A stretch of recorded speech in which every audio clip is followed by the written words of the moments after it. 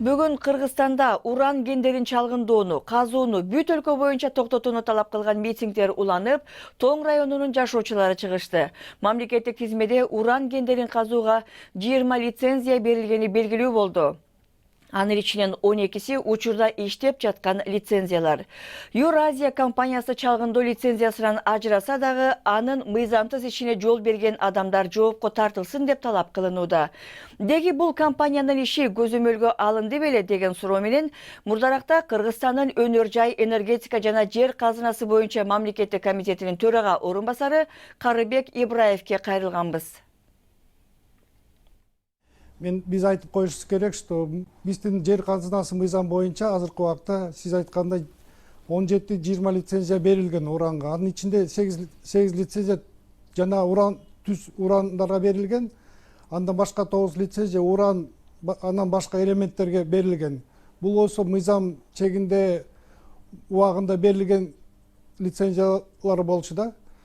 Азыркы болсо Кызыл Омпол боюнча көп наразычылык болуп атат. Эми бул боюнча бүгүнкү күндө лицензия токтотулду.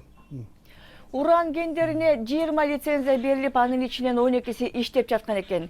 Жер казынасы боюнча мамлекеттик комитет уран кендерин чалгындоо менен аларды иштетүүнү көздөп жатты беле? Мыйзам боюнча ар бир компаниялар жыл сайын отчетторун биздин комитетке тапшырып турушат. Ошол ичинде кайсы жумуштарды аткарылды, кандай жумуштарды аткарылды, кандай пробаларды алынды, ошол боюнча маалыматтарды Госкомитетке өткөрүшөт. Андан башка Госэкотехинспекциянын эмелери да көзөмөлдөйт анын жумуштарын.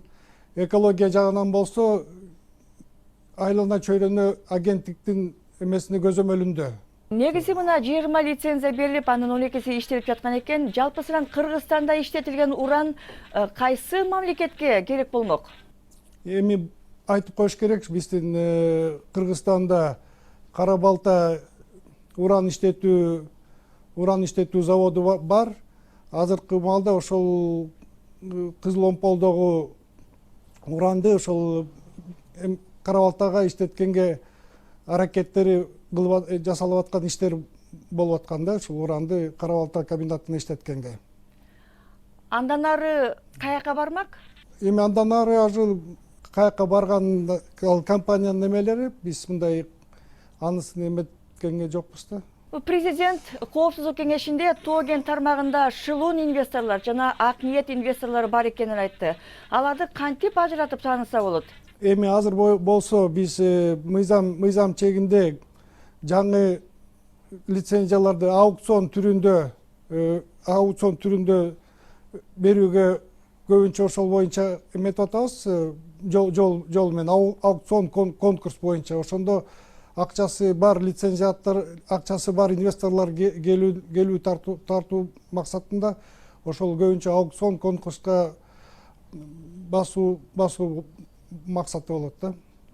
Бул элдин каршылыгы катуу болуп жаткандыктан мамлекет уран кендерин иштетүү боюнча саясатын кайра карап чыгышы керекпи? Эми элдин талабы ошондой болсо, анда мыйзам биздин жогорку кеңештин мыйзамы чыкса, албетте биз ошол мыйзамды аткарууга укуктуу болобуз.